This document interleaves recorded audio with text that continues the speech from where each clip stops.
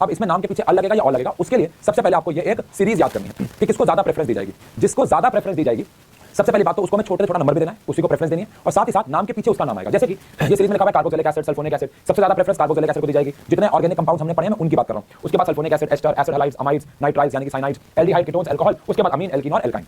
अब आप सोच रहे हो कि हेलो एल्केन और नाइट्रो नहीं है। अब हेलो एल्केन और नाइट्रो का तो नाम वैसे भी आगे ही आता है, उनमें तो वैसे भी हम लोग प्रीफिक्स यूज करते हैं, तो उनमें लड़ाई वैसे भी नहीं है। एल्काइल ग्रुप्स हो गए, हेलो एल्केन्स हो गए और नाइट्रो हो गए, ये तीनों वैसे भी नाम के आगे आते हैं, तो इनके लिए प्रेफरेंस सीरीज में कोई जगह है भी नहीं। अब जैसे कि इस क्वेश्चन की बात करें, इस क्वेश्चन में दो लोग हैं, एक तो अल्कोहल और एल्डिहाइड। अब अगर नजर मारें तो एल्डिहाइड और अल्कोहल में हमें एल्डिहाइड को प्रेफरेंस देनी है। इसका मतलब नाम के पीछे तो अल आएगा, चाहे कुछ भी हो जाए, नाम के पीछे तो हमारा अल आएगा। अब अगर नाम के पीछे अल आएगा तो एल्डिहाइड को प्रेफरेंस देनी है, तो फिर अल्कोहल यानी OH के साथ क्या होगा? तो आंसर है उसके लिए यहाँ पे हमारे पास एक और टेबल है। देखो अभी तक अल्कोहल ये सेकेंडरी नेम्स यहाँ पे हम लोगों ने लिखे हुए हैं। अब सेकेंडरी नेम्स का मतलब क्या है कि जो नाम के पीछे नहीं आ रहा उसको कहीं तो नाम लिखोगे, तो उसके लिए हम नाम के आगे यूज करेंगे। जैसे अल्कोहल है, अब अल्कोहल नाम के पीछे अगर आता तो हम ऑल यूज कर रहे होते, लेकिन क्योंकि यहाँ पे एल्डिहाइड और अल्कोहल दोनों है और हमें एल्डिहाइड को प्रेफरेंस ज्यादा देनी है, तो नाम के पीछे तो अल आएगा। लेकिन अल्कोहल के लिए फिर हम क्या करेंगे, क्योंकि अल्कोहल भी तो है, उसके लिए हम नाम के आगे सेकेंडरी नेम जिसको आप प्रीफिक्स कह सकते हो, उनके लिए हम प्रीफिक्स इस्तेमाल करेंगे। अब अल्कोहल के लिए प्रीफिक्स आएगा हाइड्रोक्सी, एल्डिहाइड के लिए प्रीफिक्स फॉर्माइल भी आ सकता है, ऑक्सो भी आ सकता है। मैं सलाह दूंगा फॉर्माइल इस्तेमाल करें, क्योंकि कीटोन के लिए भी ऑक्सो है तो कंफ्यूजन हो, लेकिन बताना मेरा फर्ज है कि दोनों इस्तेमाल हो सकते हैं। नाइट्राइल के लिए हम लोग साइनो इस्तेमाल करेंगे, कार्बोक्सिलिक एसिड के लिए कार्बोक्सी। ऑल्दो अगेन पूरी 11th क्लास में हम कार्बोक्सिलिक से ज्यादा प्रेफर्ड कोई कंपाउंड नहीं पढ़ने वाले, तो इसलिए कभी भी कार्बोक्सी तो हम इस्तेमाल शायद नहीं कर पाएंगे, बाकी देखेंगे। एसिड हैलाइड्स के लिए हम लोग हेलो कार्बोनाइल यूज करेंगे और अमीन्स के लिए अमीनो इस्तेमाल करेंगे, अमाइड्स के लिए कार्बामोइल इस्तेमाल करेंगे,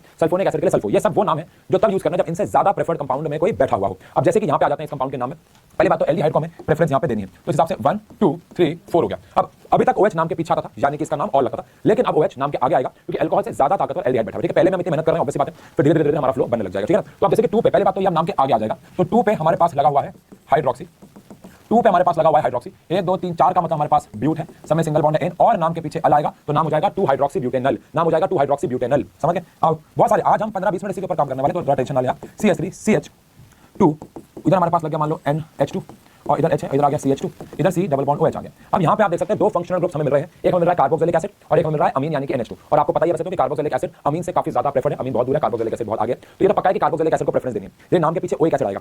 अब अमीन में नाम के पीछे अभी तक अमीन लगता था, लेकिन अब तो हम अमीन यूज करेंगे नहीं, तब हम क्या इस्तेमाल करने वाले अमीन्स के लिए अमीनो, क्या इस्तेमाल करने वाले अमीनो। इसलिए मैं 2 क्वेश्चन कराऊं, फिर आपने नोट करना, ताकि जब मैं आगे क्वेश्चन कराऊं तो आपको और मुझे दोनों को ही पेजेस पलटने की जरूरत ना पड़े, आपके सामने लिखा हुआ हो। अब जैसे इसको मुझे प्रेफरेंस देनी है, तो यहाँ पे 1 आ गया, 2 आ गया, 3 आ गया, 4 आ गया और ये 5 आ गया। अब आप देख सकते हैं कि 3 पे NH2 लगा हुआ है जो कि अमीनो है, तो इसको हम बोल देंगे 3 अमीनो। वैसे ये अमीन आता था लेकिन अभी नाम के आगे आएगा बिकॉज़ कार्बोक्सिलिक बैठा हुआ है, तो 3 पे आ गया अमीनो। 1 2 3 4 5 का मतलब यहाँ पे पेंट है, सब में सिंगल बॉन्ड है N है और 1 पे लगा हुआ है ओइक एसिड क्योंकि कार्बोक्सिलिक है, तो नाम हो गया 3 अमीनो पेंटेनोइक एसिड, नाम हो गया 3 अमीनो पेंटेनोइक एसिड। समझ गए? अब आप क्या करो, क्योंकि हमने 2 क्वेश्चन करें, अब आप मैं यहाँ पे साइड हट जाता हूँ, आप प्लीज इस वीडियो को रोक के इसे नोट कर लो सबसे पहले तो कहीं पे, ठीक है? इसके बाद वीडियो को रोक के इसे नोट कर लो, ठीक है?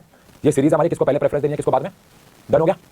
चलिए अब हम इसके ऊपर कुछ और सवाल जो है वो करते हैं, ठीक है ना? चलिए अब आपके सामने वो टेबल लिखी हुई होगी तो अब आपको थोड़ा आसानी हो जाएगी। लाइक CH3 इधर लगा हुआ है Cl, इधर लगा हुआ मान लो NO2, CH2 C double bond O COOH आ गया। अब आप देख सकते हैं कि यहाँ पे हमारे पास एक से ज्यादा फंक्शनल ग्रुप है, लेकिन 2 नहीं है, बल्कि 1 2 3 और 4 फंक्शनल ग्रुप्स हैं, 4 फंक्शनल ग्रुप्स हैं। ये हमारे पास क्लोरो है, ये हमारे पास नाइट्रो है, ये तो वैसे भी नाम के आगे आते हैं क्योंकि ये तो वैसे भी प्रीफिक्स है, तो इनमें टेंशन की जरूरत नहीं है। तो एक तो हमारे पास क्लोरो है जो नाम के आगे आना है, मैं रफ में लिख रहा हूं आपके लिए। एक हमारे पास नाइट्रो है जो कि नाम के आगे आना है। अब लड़ाई रही, ये हमारे पास कीटोन है और ये हमारे पास कार्बोक्सिलिक एसिड है। अब कीटोन और कार्बोक्सिलिक एसिड में आपके सामने सीरीज लिखी हुई होगी, हमें कार्बोक्सिलिक एसिड को ज्यादा प्रेफरेंस देनी है, तो कीटोन हमारा नाम के आगे आ जाएगा और ये नाम के पीछे रहेगा और नंबरिंग में इसे शुरू करनी होगी, वो हम कर देंगे। लेकिन अगर ये नाम के आगे आएगा तो कीटोन को नाम के आगे हम लोग ऑक्सो बुलाते हैं, ठीक है जी? तो नाम के आगे आने वाले 3 लोग हैं, उन्हें कैसे लिखना पता हो, लेकिन सबसे पहले यहाँ पे हम लोग नंबरिंग कर देंगे जो कि कार्बोक्सिलिक एसिड से शुरू होगी। मैं हमेशा कहता हूं carboxylic acid most preferred functional group है, तो जहां से शुरू होता है वहीं से नंबरिंग शुरू होती है। अमिताभ बच्चन जी की मूवी का डायलॉग था कि जहां मैं खड़ा होता हूं लाइन हमेशा वहीं से शुरू होती है। बिल्कुल carboxylic acid is similar to Amitabh Bachchan ji. Carboxylic acid जहां पे भी खड़ा होता है एक चेन में ऑर्गेनिक की, नंबरिंग वहीं से शुरू होती है। तो कार्बोक्सिलिक एसिड और अमिताभ बच्चन जी में एक सिमिलरिटी है, वो ये है कि दोनों जहां खड़े होते हैं लाइन वहीं से शुरू होती है, बात ध्यान रखिएगा आपको, ठीक है जी? तो ये हमारे पास COH आ गया और ये C डबल बॉन्ड O आ गया। अब अगर ऐसा है तो यहां से 1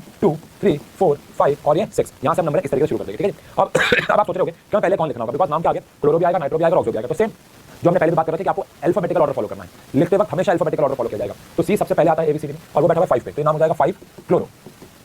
अब इसके बाद N और O में हमेशा N पहले आता है बच्चों, तो N आ गया हमारे पास 4 नाइट्रो और उसके बाद हमारे पास 2 पे लगा हुआ है ऑक्सो यानी कि कीटोन। अब ये बात ध्यान रखिएगा, नाम और नंबर के बीच में हमेशा डैश आ रहा है। अब 6 कार्बन है हमारे पास, 6 कार्बन का मतलब हो गया हेक्स, सब में कार्बन कार्बन के बीच में सिंगल बॉन्ड है तो N और 1 पे बैठा हुआ है ओइक एसिड, तो नाम हो जाएगा हेक्सेनोइक एसिड, ठीक है? ये इसका पूरा नाम हो गया 5 क्लोरो 4 नाइट्रो 2 ऑक्सो हेक्सेनोइक एसिड, ठीक है? चलिए इसके बाद 4th क्वेश्चन, इसके ऊपर तो भाई जितना आप देखो वही वाली बात है, कोई अंत नहीं है, मतलब इतने सारे क्वेश्चन इसके ऊपर बन सकते हैं कि कोई एंड नहीं है, ये मतलब एक एंडलेस लूप है जिसको आप जितना मर्जी शुरू कर लो लेकिन ये कभी खत्म नहीं हो सकता, ये वाली बात है बस। चलो अब आप देख सकते हो कि हमारे पास यहाँ पे फंक्शनल ग्रुप जो है, ये तो भैया चेन है, फंक्शनल ग्रुप जो है वो एक तो एल्काइल है, एक हमारे पास एसिड हैलाइड है और एक हमारे पास नाइट्रो है। अभी ऑब्वियस बात है कि यहाँ पे नाम, यहाँ तो खेल ही खत्म हो गया, यहाँ तो नाम के पीछे आने वाला इंसान ही एक है जो कि है एसिड हैलाइड, क्योंकि नाइट्रो और एल्काइल दोनों ही नाम के आगे आते हैं। बस यहाँ पे एक अच्छी बात है कि डबल बॉन्ड भी आ गया, तो क्वेश्चन करने में मजा आएगा। अब ये मोस्ट प्रेफर्ड है सीरीज आपके सामने की एसिड हैलाइड, तो यहाँ पे 1 आ गया, 2 आ गया, 3 आ गया, 4 आ गया, 5 आ गया, 6 आ गया और 7 आ गया। एक तो नाइट्रो है और ये C2H5 का मतलब इथाइल है, तो ऑब्वियस है कि 3 पे पहले इथाइल लगाएंगे। 3 पे आ गया हमारे पास इथाइल, अब अगर ऐसे बात करें तो 4 पे हमारे पास लगा हुआ है नाइट्रो, 4 पे हमारे पास लगा हुआ है नाइट्रो।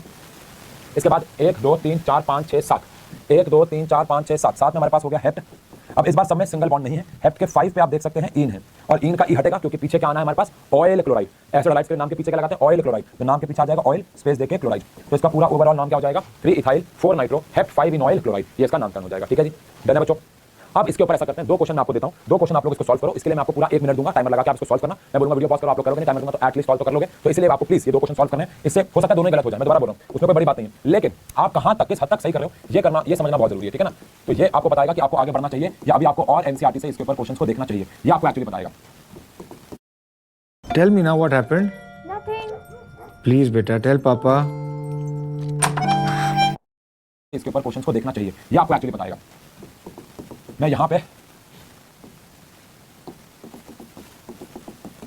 एक ये कंपाउंड है, लॉन्गेस्ट चेन का थोड़ा ध्यान रखिएगा प्लीज, और एक हमारे पास CH3 CH2, ऊपर Cl आ गया, नीचे मान लो हमारे पास आ गया Cn CH2 CH2। जल्दी से करो, जल्दी से भाई, टाइमर लगा दिया मैंने 1 मिनट का, जल्दी से इस क्वेश्चन, दोनों क्वेश्चन को सॉल्व कर दो फटाक से, जल्दी।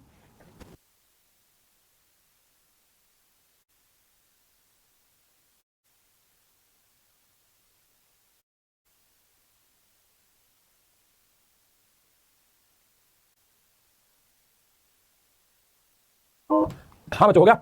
आई होप ये दोनों क्वेश्चन के आंसर्स आपने एटलीस्ट अटेम्प्ट तो किए होंगे। अगेन ये देखो, अगर आप ये नॉमेनक्लेचर पहली बार कर रहे हो, अगर ये फर्स्ट टाइम नॉमेनक्लेचर कर रहे हो आप, तो मैं ये कहूंगा कि ये दोनों गलत भी हो सकते हैं आपके, ठीक है ना, और कोई बड़ी बात नहीं है, मतलब एक टॉपर भी फर्स्ट टाइम पे दोनों गलत कर सकता है, कोई बड़ी बात नहीं है। तो लेकिन अगर आप दूसरी तीसरी बार नॉमेनक्लेचर कर रहे हो और फिर भी दोनों गलत, तो थोड़ा सा गलत है। वैसे अदरवाइज उसमें भी ज्यादा ऐसा कोई प्रॉब्लम है नहीं। सुनने वाली बात ये कि ये टॉपिक है वो बहुत प्रैक्टिस मांगता है। मैं हमेशा से कहता हूं ये नॉमेनक्लेचर 12th का बच्चा भी सीखता है, आपको पता है 12th में इसके और लेवल बढ़ जाएंगे, और 12th का बच्चा क्या है, टीचर भी नॉमेनक्लेचर सीखता है यार। नॉमेनक्लेचर एक ऐसी चीज है जिसका कोई अंत नहीं है, तो इसलिए यहाँ पे ये 2 क्वेश्चन सिर्फ ये देखने के लिए दिए गए कि आप कितना समझ पाए हो चीजों को, ठीक है ना। आपका क्या प्रोसेस, देखो गलतियां हो गई, अरे यार मैं तो ऑब्जर्व लगाना भूल गया, वो अलग बात है, लेकिन आपका प्रोसेस ठीक जा रहा है ये जानना बहुत जरूरी है। सबसे पहले आपने देखा होगा कि मुझे कार्बोक्सिलिक एसिड को प्रेफरेंस देनी है,